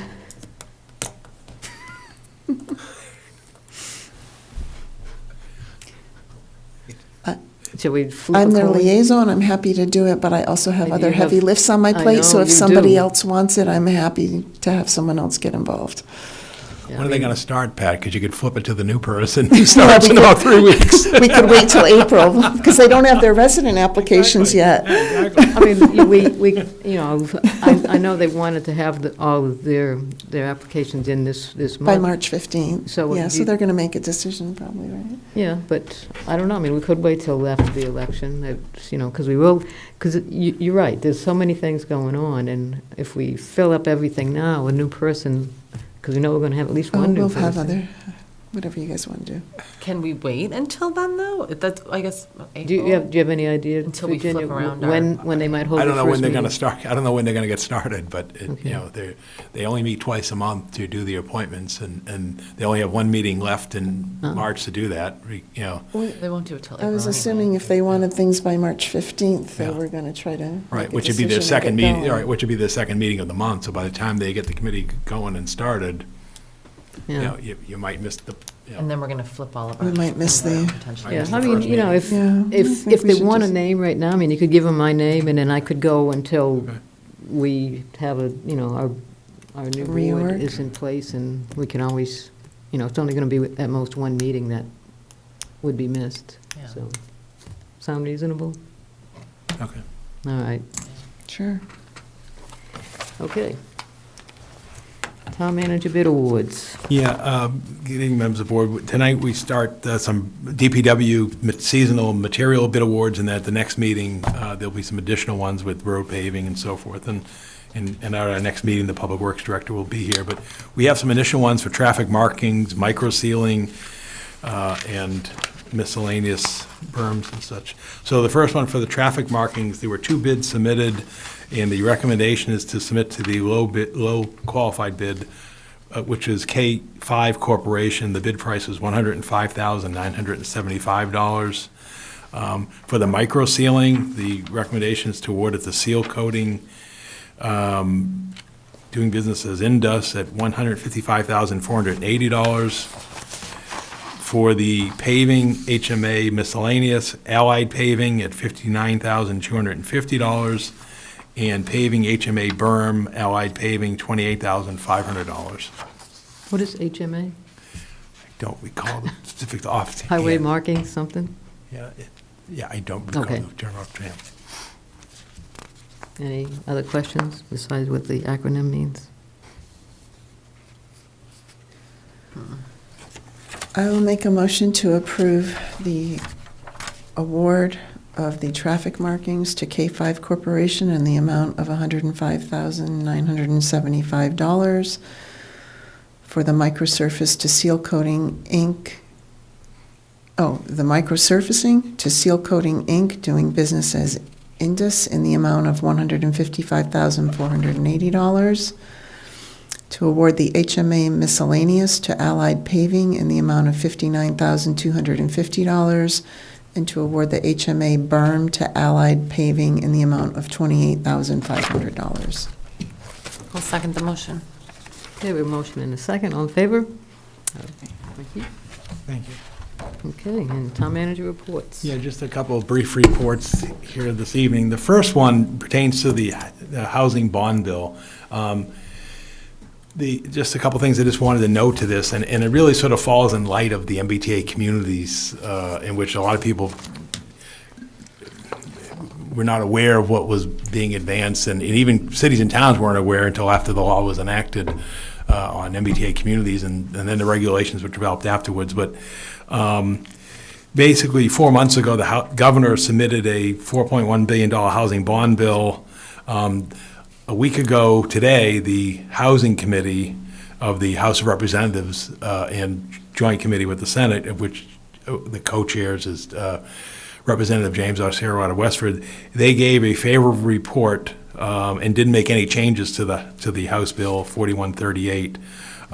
It now moves on in the House of Representatives to the Joint Committee on Bonding, Capital Expenditures, and State Assets. And it's noted in the story that there will be opportunities for constituents, municipalities, and legislators to provide feedback as the bill moves in its original form as changes are contemplated in the future. And so again, lawmakers are likely to make changes to the housing bond bill, but as it stands today, I think the concern in the Affordable Homes Act or the housing bond bill, and again, where it goes to the issue of housing supply and so forth, is to address the housing shortages, is it does make policy changes, and one of the highlights of that policy change is it would allow accessory dwelling units to be built by right in single-family zoning districts across all communities.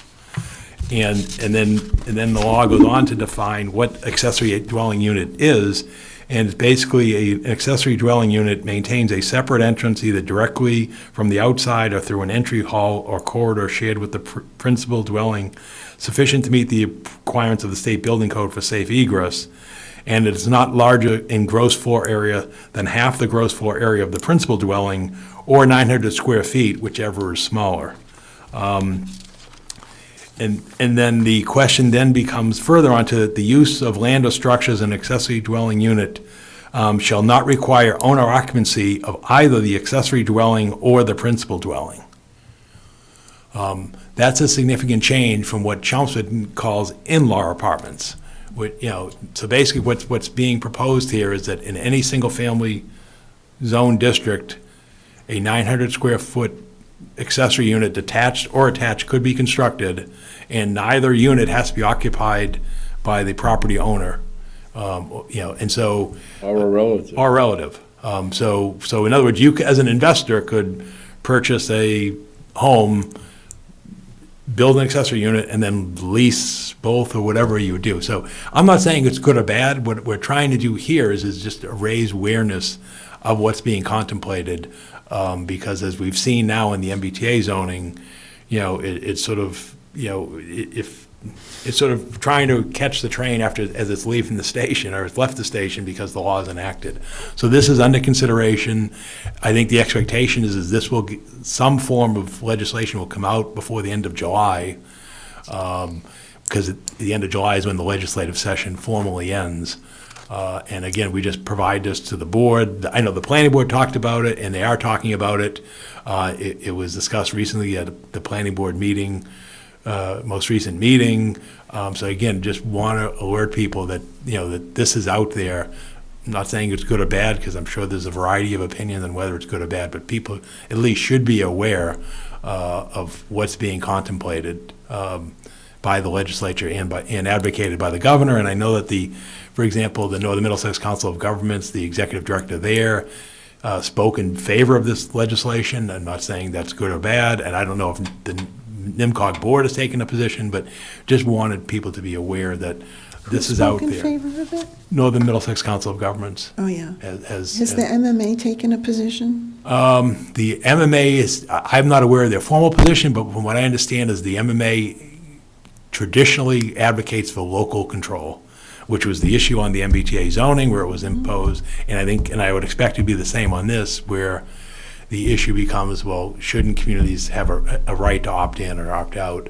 And of course, that conflicts with the state's goal of constructing additional units. But I'm not aware of the MMA taking a formal position, because at their, it wasn't raised at the annual meeting in January, and I don't think we've seen any pronouncement from the MMA on Are there this. any municipalities asking the MMA to take a position, or are there any municipalities taking a position and providing feedback? Because, I mean, this doesn't come with any infrastructure support or anything else, much less whether people want that in their community.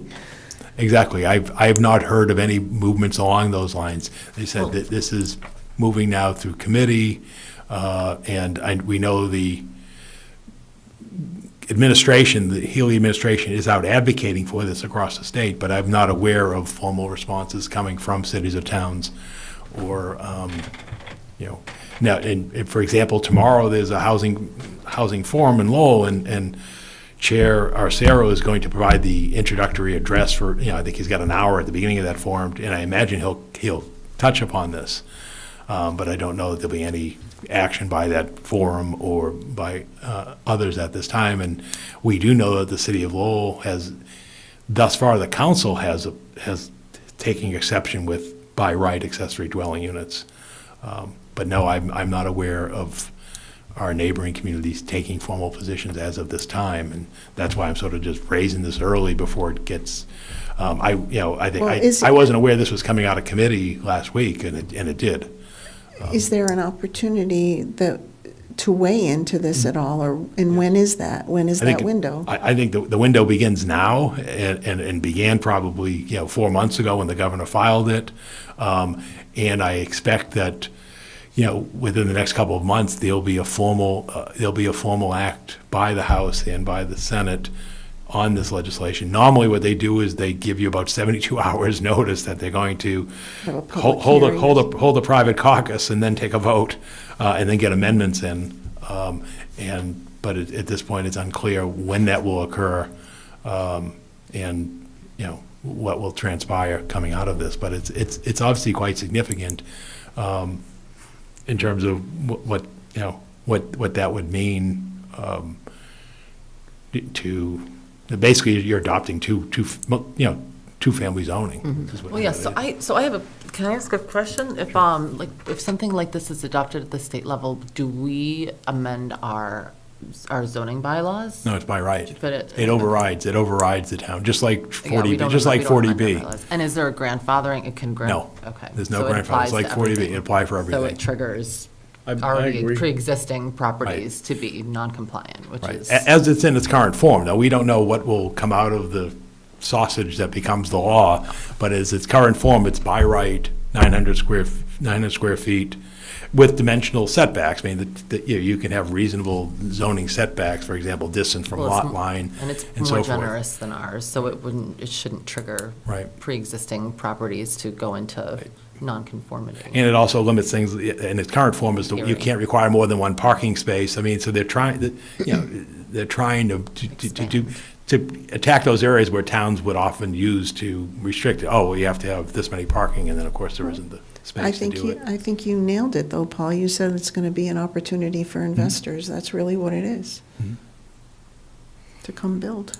And again, I think a concern from Chelmsford is the issue of the infrastructure that's required for this. If we have 13,000 single-family homes, just take 10%, 1,300, or take whatever percent you think is going to be, and then multiply that times the impact that would have in terms of sewer and water infrastructure, so forth. Again, that's something that I think people need to be aware of. And I know the planning board's aware of it because, again, it was raised recently at their most recent meeting, and I think now that it's moving out of one committee, in the housing committee, and it's going to the bonding committee, and I think the expectation is they're going to do something with this prior to the end of the fiscal year, their legislative session, which is the end of July. I agree with you. I think it should be a local initiative, a local rule. But they can take it down and destroy it. Right, but I think it's been made clear by the governor, and I think the House Speaker and the Senate President, they see the biggest challenge Massachusetts is the housing shortage. Which is evidence in the multiple. And that's just what they're doing. They're coming at it with the all the above approach. This combined with MBTA combined with. So, but I think the question that Connie also has been put on the table here is this one of the initiatives, like if we were to pick, do we want to push back on this at all as a community? Do we want to have a conversation with the planning board? Do we want to ask the MMA to do something formally? Or at least maybe weigh in with our state reps and have them. The density that could happen with this and the. Excuse me. Go ahead, George. We have, like the Westlands. I don't even know how you could do something like this in the Westlands or something. Well, yeah, that's what Paul said, yeah, they would have to meet still setbacks, so I'm assuming it's not going to override setback requirements. Right, it correct? says it has reasonable setbacks, and regulations will be defined for what that is from lot lines. Yeah, but if you're not modifying an existing house, you can still, you can take an existing property And, yeah, I and mean, we split have it. 1 acre zoning all over the Right. town. You Just could take the turn value. essentially anything into a. The killer values of all the houses in town, and, they do too much of it, it's just gonna, I don't know. But you see the rents that people are getting for, Yeah. so that you can see the economic incentive, and, so again, Well, we're and just then trying to. there are development companies that specialize in ADUs, so you'll have that coming in. Coming in here putting up 800-900 square foot units and. Right. Yeah, and we did this, and the other thing is I met with my NIMCOG area managers today. They're all getting, like we are, the feedback on the MBTA proposed zoning, and that's occupying a lot. Westford's going a week from Saturday with their proposal. We got feedback from the state last week. It looks like ours, slightly modified from what was submitted to the state, will be tweaked in time for the next hearing, but it's along the lines of that will be going forward, and others. And I think it's taking a lot of oxygen and effort, by the planning board and the communities. And now this is coming in at the same time. So it's, and there's other things obviously in the bond bill, which like this local transfer tax, all these other things. I'm not even going in there. I just know that the sensitivity has been on density, and here's an issue that I just wanted to bring to the board and the community's attention. So I'm just going to ask, go ahead. No. I just wanted to kind of ask again, like, given the planning board conversation that went on at their last meeting and their concern, should we consider, like, first thing at our next meeting, inviting them here and deciding, at least as kind of those two boards, is this something that we do want to provide some feedback on directly or through MMA?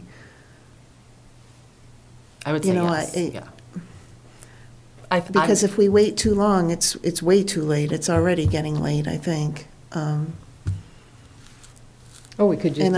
I also agree with the philosophy that it should be local, because, like, the impact to what this can do aesthetically and to infrastructure, I don't think anybody's kind of thinking beyond, let's just mass produce ADUs.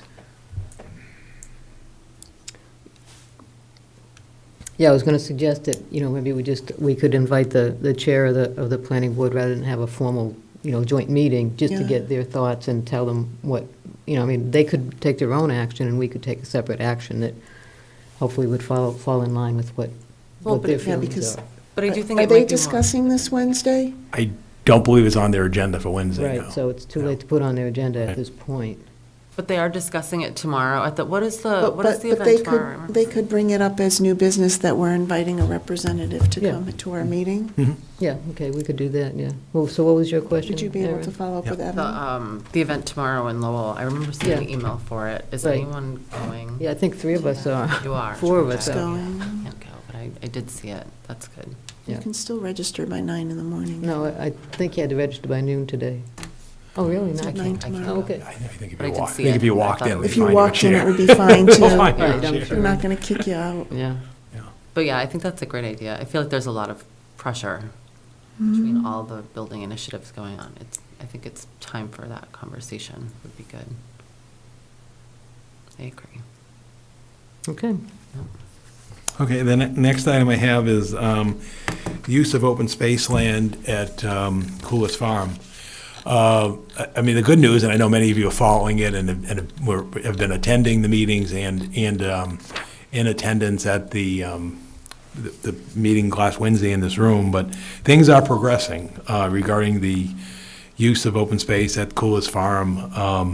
The Public Works has done a tremendous job removing the debris and clearing the entry area of the site.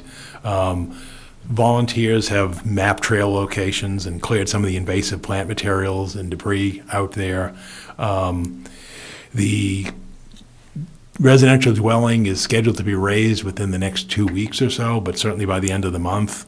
Public Works has disconnected the utilities to the building. They've contracted for removing the limited hazardous materials that are in the dwelling, and they've obtained permits and quotes for the raising of the building. They contacted 4 companies by quotes, and the lowest quote was around $25,000 to do that work. And that's, again, scheduled to be completed within the next couple of weeks. And then the task force, as I mentioned, they've held 5 meetings. We've done a site walk on the property and received expressions of interest. Interest in the property has ranged from pickleball courts, wildlife clinics, creation of pollination meadows, harvesting of hay, growing and maintaining plant material, harvesting pumpkins, squash, melons, pet cemetery, community gardens, and so forth. Where it now stands is a couple of the requests that came in, we're seeking legal guidance from council and from the Community Preservation Coalition as whether those are allowed uses under Community Preservation Law, Chapter 44B. And we expect to have those by the committee's next meeting, which is a week from this Wednesday. And then I think you'll start seeing a consensus in terms of a plan, and then I would expect before the select board in one of 2 forms, either with some initial recommendations, some of the out parcels at an upcoming meeting, or coming at a later meeting in April with a complete recommended plan for the property. And then go from there. I think what's drawing the uncertainty is that we're nearing the growing season, and there are a couple of proposals having to do with growing hay and vegetables, and obviously if you're going to do that, you really need to be in the ground by June 1st.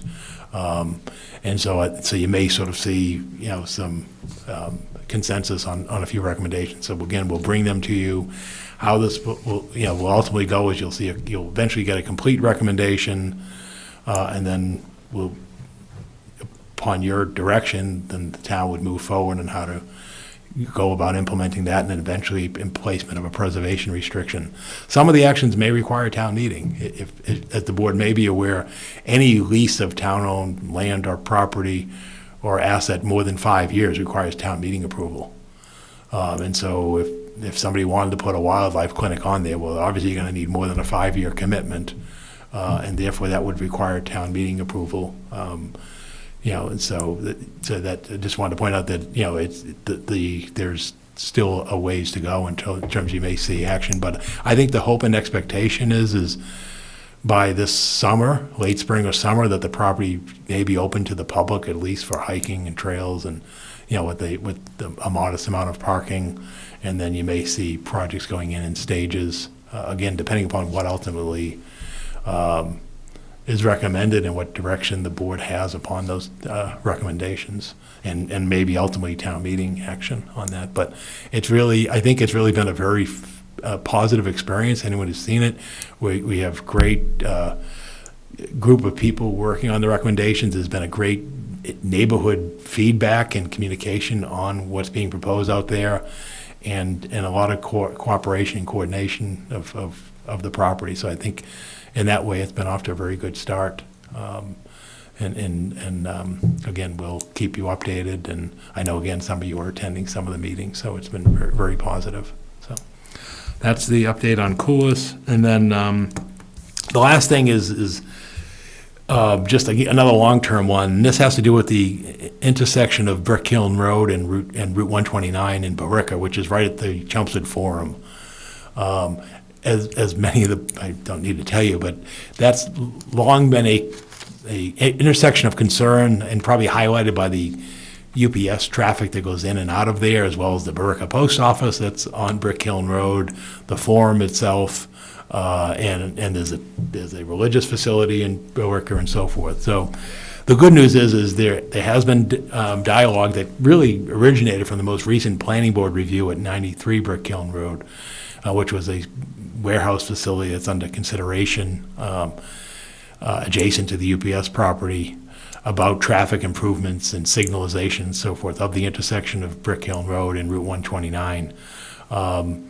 So we're working with NIMCOG to move that process along. So it's not going to happen next month, next year, but the idea would be is get a traffic study done, which is in the works of being done, and then getting some type of a feasibility study, preliminary design, and then ultimately get on the MPO, the tip for the NIMCOG MPO, Northern Middlesex Council of Government, planning document for the transportation improvement program so that it can get funded to, I think, ultimately to signalize that intersection, and because we know there are some traffic concerns there.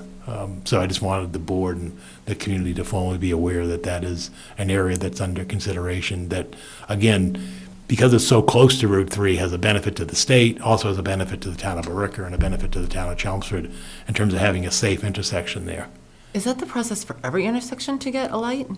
To put a light in at every intersection? Yeah, we're going to have a Or is light at that every because intersection. Yes, you have to meet warrants. You have to meet the state traffic guidelines, which really fall from the federal guidelines of putting in a traffic signalization, because this project would be in the millions of dollars.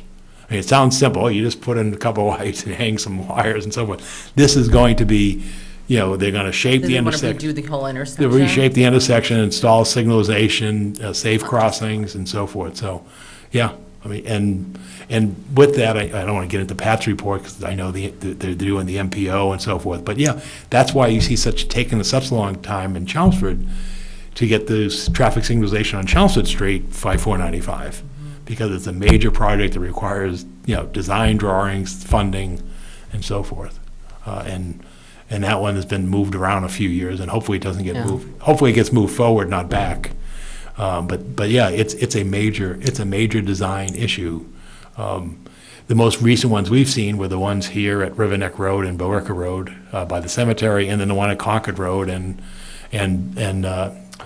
Boston Road. Those were all multi-year projects and then multi-million-dollar projects. Can you remind me, who pays for the detail officers down there? Billerica does. Does UPS pay for them? Yeah, UPS is, yes. But outside of UPS pays for them? Yes, UPS But at the is. corner of Brick Hill and 129, is it also No, UPS, or that's is that UPS. Billerica? That's assessed by you, but it's Billerica officers who work those details. It is Billerica officers, Yes. but UPS? Yeah. Yeah. So that concludes my report for this evening. I do have one appointment, Okay. and that's for the Commission on Disabilities, Matt Pellegrino of Regina Drive, and that would be for a term ending June 30th, 2026. Okay, any questions about that appointment? I just have a question about the term policy. So the vacancy list has 2 terms expiring in 2024 and 1 in 2025. This is for another slot? No, then that must be an error. So what is, the agenda says 2026, so do you know what the term is that we're voting on? Okay, then I would go with it till 2024. Go with the earlier term, and we can The just put it earlier on. or the Yeah. later? No, we go with The the earlier. couple We of can, months? well, or either one. You can do 25. I'll just That's say fine. to fill 25. one of them, and you Yeah. can go figure No, out no, what do the date term is. for term specific, 2025. I would say 2025. I Right. mean, you can always quit if you Yeah. don't like it. Yeah, 2025. I'll make a motion to approve the town manager's appointment of Matt Pellegrino to the Commission on Disabilities for an unexpired 3-year term ending June 30th, 2025. I'll second the motion. Have a motion and a second, all in favor? Aye. Okay, thank you. Okay, and we have a set of minutes from February 26th. Anybody have any comments, edits on those? I'll make a motion to approve the regular meeting minutes of February 26, 2024. I'll second the motion. Okay, we have a motion and a second, all in favor? Aye. Okay, thank you. All right, liaison reports, George, anything? No. Aaron? Virginia? Just a couple updates for the Strategic Planning Steering Committee. The RFP was released on February 29th, and Paul and his staff have been kind of managing that process. We have a question period, and we'll have an interview period with an award planned the first week of May to come back to you for that. And then the Fire Station Study Committee is planning to do a report at the beginning of town meeting, just to inform town meeting where we are. It'll be a shorter version of what we presented here in December, and also to let them know what's coming ahead between town meeting and the ballot in the fall, in terms of opportunities to educate and learn more for both the town meeting reps and the public. That it? Okay. A few things. On March 1st, there was the official ribbon cutting for Navigation Brewery. They've been open actually since before then, so be sure and stop by and have a brew. They have plenty. Yesterday was an Eagle Court of Honor for Blake Downs, our newest, Chelmsford's newest Eagle Scout. So congratulations to Blake. His project was renovating part of the area over at the Veterans Memorial Park, and he did a really good job on that. Congratulations to a couple folks at the Chelmsford Police Department. First, Lieutenant John Rourke retired, and then Michael Richard was promoted to the rank of sergeant. So congratulations to both those guys for their achievements. And also wanted to let the public know that the Sheriff Katujian is accepting applications for his Youth Public Safety Academy. This is for boys and girls ages 8 to 12 years old. It's really a good program. They get for a whole week to be able to kind of shadow the police and fire and emergency public safety folks. And then they have a nice graduation ceremony at the end of it. And you can find out more information on the sheriff's website, which is middlesexsheriff.org. And that is all I have. So we'll take another motion. It's 7:56. I'll make a motion to adjourn. I'll second the motion. Motion and a second. All in favor? Aye. Thank you.